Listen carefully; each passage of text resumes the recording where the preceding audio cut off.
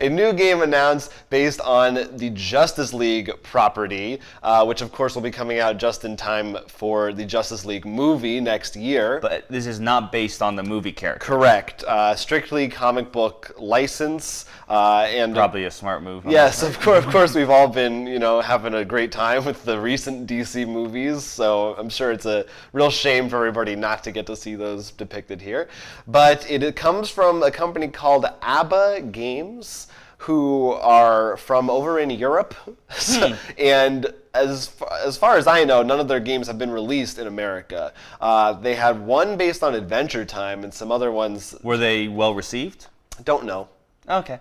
I only did a little research, but I just found that interesting, and this is going to be on Kickstarter later this year for a release next year. Okay. Yeah. So, yeah, judging by description, they've already entered the copyright gaming area. So right, they have that. So that's locked. a sign. Yeah. Kickstarter, that's not really a surprise in the board game industry anymore. No. This game itself, correct me if I'm wrong, the way it works is it's almost like Descent, but instead of the one overlord and the one person, you have two teams, and each time they win, they get something for the final battle.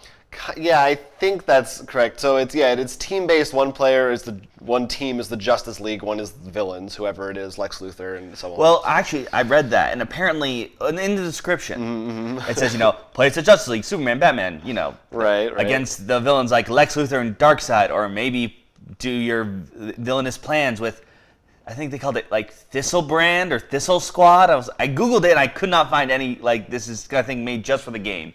It said including Joker, Harley Quinn, and I think some other. But So it sounds like some of the villains are going to be just generic NPCs, while some of them you play as on the team. Yeah, I read that too, and I thought it sounds a little vague. I'm not sure. It did sound like that. I don't know. Maybe they just worded it strangely. We'll find out in Kickstarter. It'll be definitely interesting to see. Personally, I think what would have been a little bit more interesting, and probably not as fun. They probably did this also because Suicides came out, so some people want to play the villains. But I think it would have been interesting because I know there was like the Trinity War. We have. What do they call it? Greater Than Gods? It was basically on the Injustice. Okay. Don't ask me about DC Comics arcs. I'm sorry. But when the Justice League, the hero group sort of splinter into factions. I think that would have been maybe a more interesting I don't know. That might be, but I kind of because first of all, there aren't that many. I feel like there aren't too many superhero games, right? There's Sentinels, and there was another Justice League game, but right that WizKids had.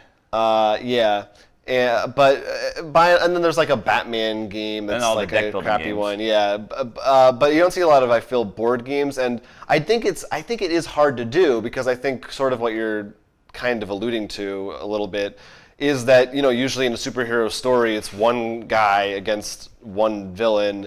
It's hard to make that like a game with multiple people.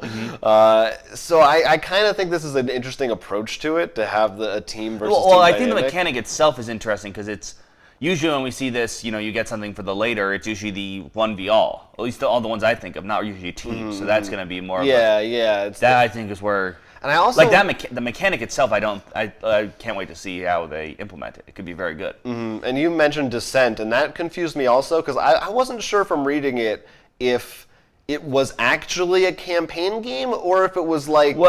From what I read, it sounded like it because it sounded like you get rewards for the final battle.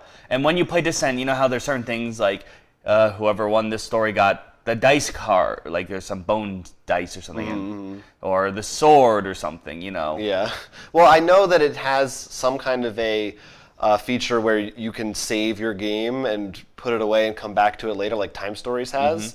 So yeah, it definitely is. It sounds like that, but there for some reason it also I kind of got the sense that maybe it was like missions were just part of one game, or maybe you can choose to carry it over or not.